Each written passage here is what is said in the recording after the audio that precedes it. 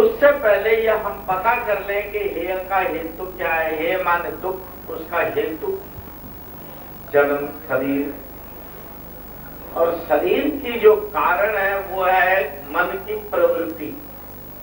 मन के अंदर जब तक कुछ पाने की इच्छा है, सुख पाने की इच्छा है, किसी पदार्थ की इच्छा है, किसी भोग की इच्छा है, तो अवश्य ये मन जो है प्रवृत्ति में आएगा। तो उस इच्छा को पूरा करने के लिए उसने शरीर जरूर धारण करना है, और शरीर जब धारण करेगा तो वहां दुख या सुख जरूर होगा। मन अपने भोगों को शरीर के माध्यम से अपने संकल्पों को पूरा करता, और आप इस मन के संकल्पों को पूरा करने के लिए रात और दिन अपना खून पसीना एक करते हो। उससे जब पूरा नहीं होता तो अनैतिक रास्ते अपनाते हो।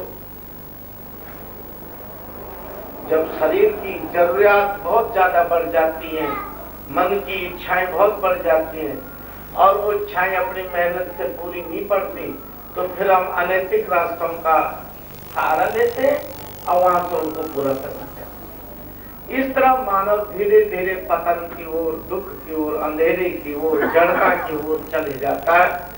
उसका जो चैतन्य विकास होना, कर्म विकास होना, वो रुक जाता है।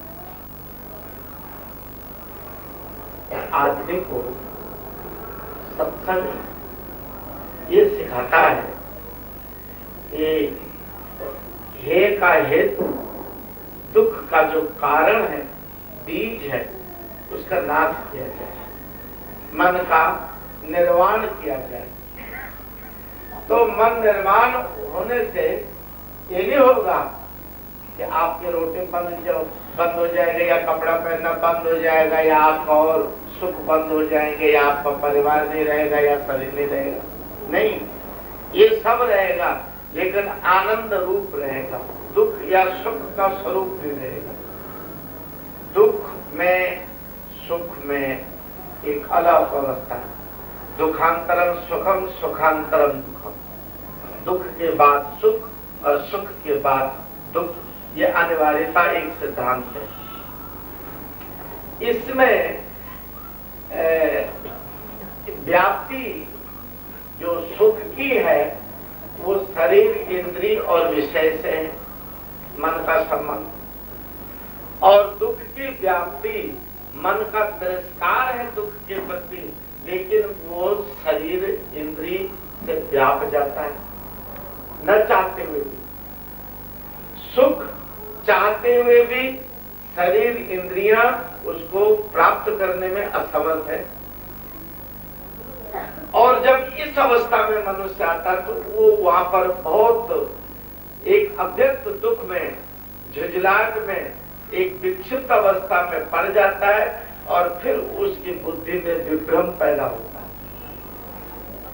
जब बुद्धि में विभ्रम आ जाता है तो वहां पर जो बुद्धि में जजमेंट पावर होती है, ये करना है, ये नहीं करना है, ये खाना है, ये नहीं खाना है, ये बोलना है, ये नहीं बोलना है, ऐसे चलना है, ऐसे नहीं चलना है, ये विधि निषेध उसकी बुद्धि से जाता रहता है विचार।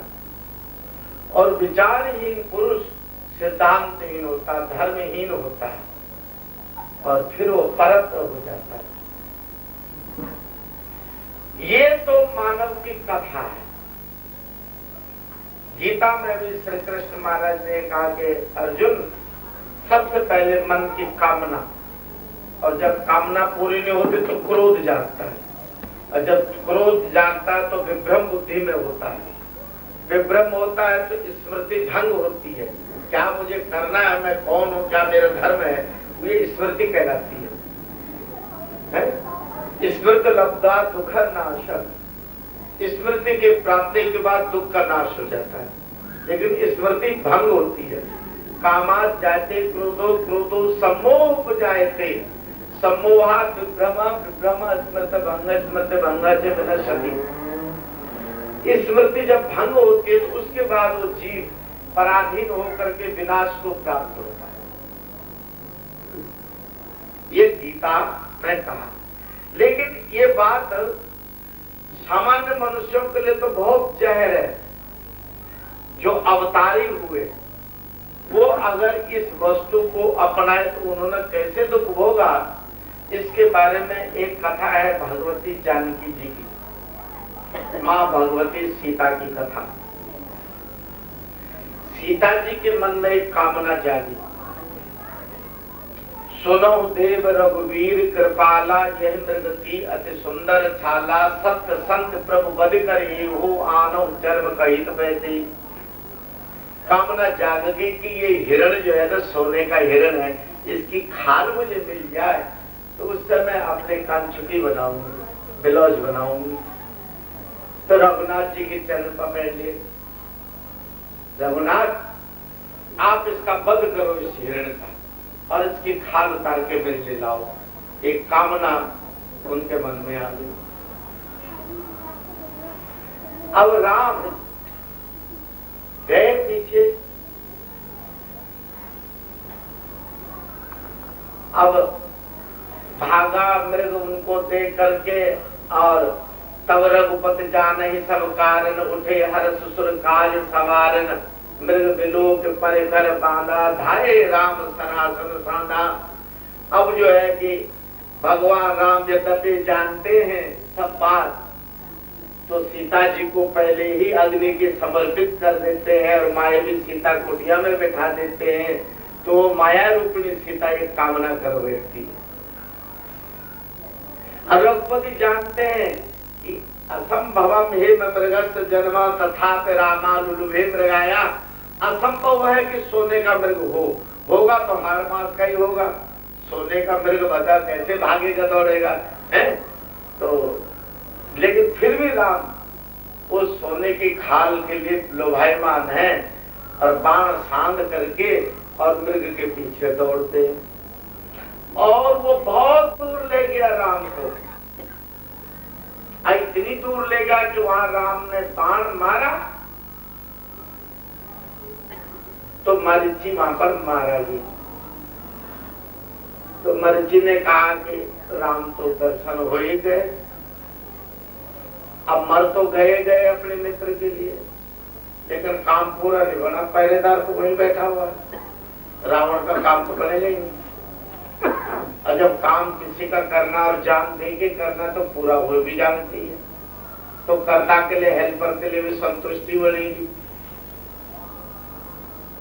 और राम के हाथ से मारा गया हूं। मैं जानता हूं कि राम के सर में तीर में बड़ा भारी असर है। राम ने जब मैं विश्वामित्र के यज्ञ को अपवित्र करने की किया था खरदूषण के साथ, तो राम ने बिना फर का सर मारा था।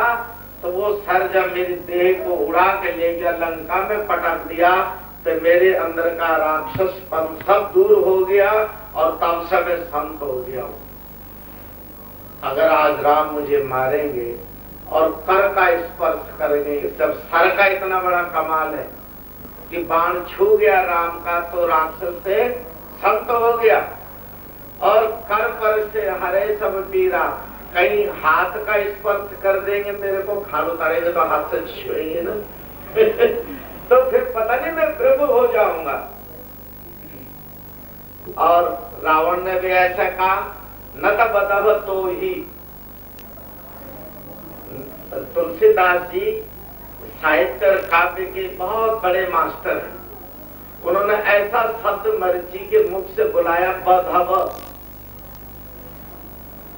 अब बधव का इसको उल्टा कर दो तब भी बधव बनेगा, और सीधा कर दो तब भी बधव बनेगा। तो मरीचि के मुख से बधव शब्द का इसलिए उच्चारण कराते हैं कि मरीचि अगर सीधे रास्ते पर चलता केवल राम का भगत बन जाता, रावण का विरोधी बन जाए, तो बधव, तो रावण मारेगा, जरूर मारेगा, बध हो जाएगा। अगर रावण का काम करता है, राम का विरोधी बन के करता, तो भी बधव राम बध देंगे। अब मरना तो दोनों हालत में, तो कौन सा श्रेष्ठ मार्ग है मृत्यु का, उसको चुन लिया जाए। थोड़ा छोटे से जरा अच्छा हो, जो थोड़ा बहुत भी अच्छा हो, 1% भी, तो वही चुन लिया जाए। तो विचार करा या राम ही श्रेष्ठ है। इसका नमक खाते खाते तो इतने जन्मों तक राक्षस रहा, इसकी टहल करते करते राम कभी टहल भी नहीं करे। एक बार आंखों से देखा था और उन्होंने तुरंत बाण मारा, प्राण के थक्के से मैं लंका में जा पड़ा, समुद्र पार। और उस बाण की चोट से मेरे जन्म जन्म के जो अपवित्र संस्कार थे वो जल गए और मेरा हृदय संत बन गया। तब से मैं तपोवन में तप करता हूं। अब रावण मेरी खोज खबर करके फिर मेरे पीछे पड़ गया कि तो माया जाल जानता है, सोने का मृग बन जा, राम को लोभायमान कर।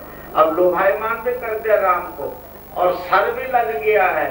अब राम मेरे को पकड़ेंगे भी, लेकिन लक्ष्मण तो वहीं रह गया, रावण का तो काम ही नहीं बना।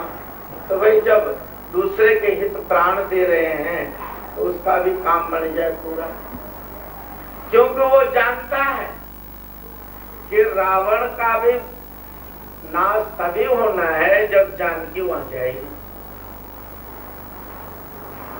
लेकिन विधाता कामना से कामना टकराता है। अगर किसी दुष्ट को दंड दिलाना हो तो कोई दुष्ट ही विधाता उसको टकरा देती है, किसी सज्जन से दंड नहीं दिलवाती। तो जानकी भी कामना करती है कि मृग की हत्या की जाए और इसकी कंचुकी खाल ले आई जाए।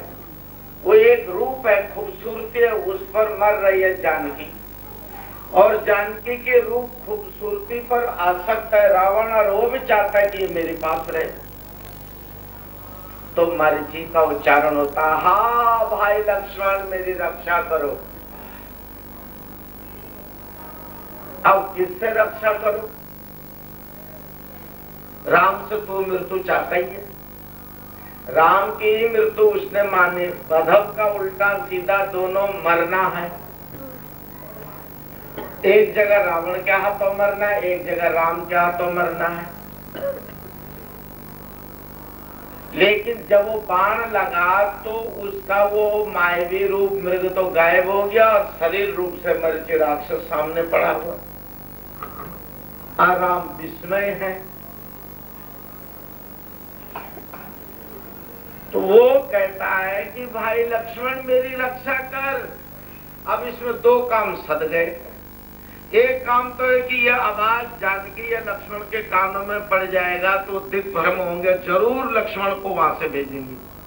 दूसरी बात कि जब मैं ये कहूंगा हाय भाई लक्ष्मण, तो राम जो है दूसरा बाण नहीं मारेंगे मुझे राक्षस समझ के, और कुछ देर मेरे प्राण बच जाएंगे, मैं राम के दर्शन कर लूं ठीक से, इस मोहनी मूर्ति को हृदय में बैठा लूं, और भाग्य खुल गए, कुछ महाराज ने बातचीत कर ली तो कुछ अपनी व्यथा की कथा भी कह दूंगा सच्ची सच्ची कि मैं मृग क्यों बना और पीछे क्या अनर्थ होने वाला है। अब जानकी ने ये बात सुनी, कहा भैया पर तेरे पर बड़ी मुसीबत आ गई है, कहीं वो राक्षसों से घिर गए या चोट खा गए या किसी सर्प के चक्कर में पड़ गए, तू जा जल्दी अपने भाई की रक्षा कर। लक्ष्मण कहता माँ, जिनकी भ्रिकुटी से सृष्टि लय होती है उन पर कभी स्वप्न में भी संकट आ सकता है। भ्रिकुट विलास सृष्टि लय हुई, जिनका नाम सकल अमंगलों को दूर करने वाला है, सर्व विघ्नों का नाश करने वाला, भला उन पर कोई विघ्न बाधा आ सकती है? आप धीरज रखें। लेकिन कामात जायते क्रोध, कामना हुई और अब देखा कि खाल क्या आना है, पति का भी लौटना संशय हो गया। मृग की खाल की तो बात दूर रही, जो पति खाल लेने गया उसके भी प्राण संकटों में पड़ गए।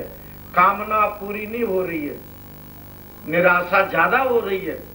तो जायते क्रोध, तुरंत क्रोध आया माता को। कहा लक्ष्मण मैं जानती हूं कि तेरे मन में क्या खोट है, तू चाहता ही है कि राम मर जाए और मुझे तो अपनी पत्नी बना के रखे। अब बताओ, त्रिलोकी की भगवती जिसको मां समझ के पूजा, चरणों के अलावा आज तक दूसरे अंग का दर्शन नहीं किया लक्ष्मण ने, और उस पुत्र को ऐसा कह रही है, क्रोध जो हो गया। क्यों कि क्रोध में जो विभ्रम है, विभ्रम में ये नहीं जानता आदमी कि मैं बहन से बात कर रहा हूँ, कि पड़ोसी से बात कर रहा हूँ, कि माँ से बात कर रहा हूँ, कि बाप से बात कर रहा हूँ। सारा शिष्टाचार, सारी सभ्यता, सारे जो हमारे सिद्धांत है मानवता के, वो मनुष्य की बुद्धि से चली जाते हैं। और उसका जड़ है मन की कामना। कामना करता है, कामना पूरी नहीं होती तो क्रोध जागता है, क्रोध जागता है तो स्मृति भंग। अच्छा, उसने कहा मैं जाता हूं, लेकिन याद रखना मैं ये लकीर खींच के जा रहा हूं, इसके बाहर मत आना माता। यहाँ बड़े बड़े मायावी लोग रहते हैं, पता नहीं आप पर संकट ना आ जाए। ये अग्नि रेखा है, इसको मैंने मंत्र से आपकी रक्षा कर दी है। मैं जा रहा हूं भाई के पास। लक्ष्मण चले गए। आ गया रावण साधु के वेश में।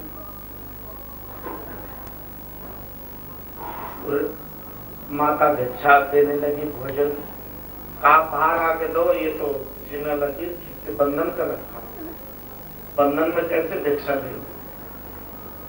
तो जब स्मृति भंग हो जाती है तो धर्म की जो मर्यादा है, धर्म रक्षा की जो मर्यादाएं हैं, देश रक्षा की जो मर्यादाएं हैं, मानवता, ह्यूमन बीइंग जो मानवीय गुण है, उनकी रक्षा किन मर्यादाओं से होती है, आदमी उन सब मर्यादाओं को भूल जाता है। ये साधु का भेष तो है बाहर से, लेकिन अंदर से साधु है कि असाधु है, इस विचार को परीक्षा नहीं कर पाते विभ्रम अवस्था में, स्मृति भंग में। और वो बाहर निकल पड़ी। ना लक्ष्मण के वचनों के पास मर्यादा रही, ना रेखा की मर्यादा रही, और ना अपने जो उनका अपना ज्ञान विज्ञान का क्षेत्र है, ना उसका प्रयोग करा। मैं पहचान लूं कि वास्तविक ये है कौन, वरना वो सब पहचान सकती थी। भाई तो लक्ष्मण दूर चले गए और जानकी जी रावण के कब्जे में पड़ी गई और ले गया उसको अशोक वाटिका। रामचरितमानस में ये 4 वाटिका है। एक पुष्प वाटिका है वहां जनकपुर में, जहां प्रेम है। जानकी ने राम को देखा, राम ने जानकी को देखा, दोनों एक दूसरे में लोप हो गए। वहां पर जनक जो है ज्ञान में इस कदर लीन है कि जगत से विदेह, देह के तमाम विषय जितने भी हैं उनसे लोप है। वो भक्ति और ज्ञान की हद है। वो वहां सब ज्ञानी है, सब भक्त है, सब कर्मनिष्ठ है। वो ऐसी पुरी है। एक अयोध्यापुरी है, वहां पर सब धर्मपरायण है, लेकिन एक दुष्ट है वहां, एक ही दुष्ट है वहां, और वो है मंथरा। और एक पंचवाटिका है जहां पर 5 विषय जीव को घेरते हैं। सुपर्णखा में ने भी पंचवाटिका में ये प्रस्ताव रखा कि मुझसे ब्याह कर लो, और पंचवटी से ही सीता भी चोरी हो गई, और सुपर्णखा के नाक भी पंचवटी में ही कट गई।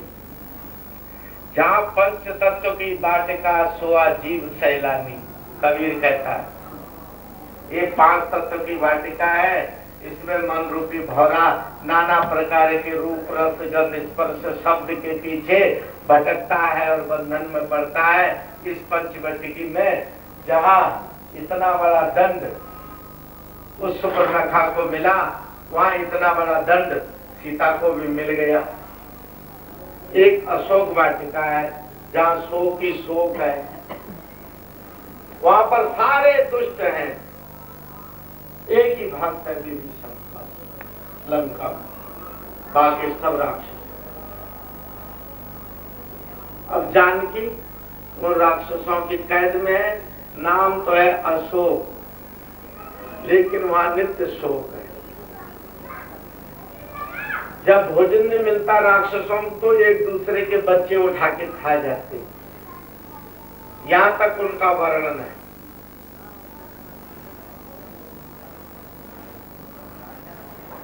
तो वहां पर नित्य शोक छाया रहता है। सीता भी दुखी। रावण उसको समझाने बुझाने आता है, साम दाम दंड भेद की नीति दिखाता है। तो रावण एक दिन अंतिम फैसला सुनाता है जानकी को, सुनो, मास दिवस जो कहा न माना, अब काटम फिर तब कार्य कृपाना। 1 महीने का समय देता हूं, 1 महीने के अंदर अंदर अगर आपने मेरी पटरानी बनना स्वीकार न करा, कि चंद्रहास जो खड़ल है मेरा, मैं आपका सिर काट डालूंगा, वध कर दूंगा। जानकी को कहते। तो तब तक जानकी का अपना अहम, अपना सत्व जागने लगता है। चित्र धर ओट करहि बैदेही, सुमर अवधपति परम स्नेही।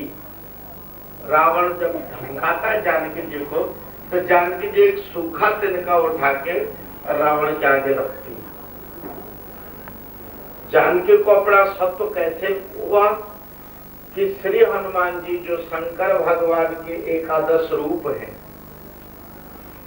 वो जगत गुरु है। श्री हनुमान वो जगत गुरु जो है प्रभु का सेवक है, राम का दास है और जगत का गुरु।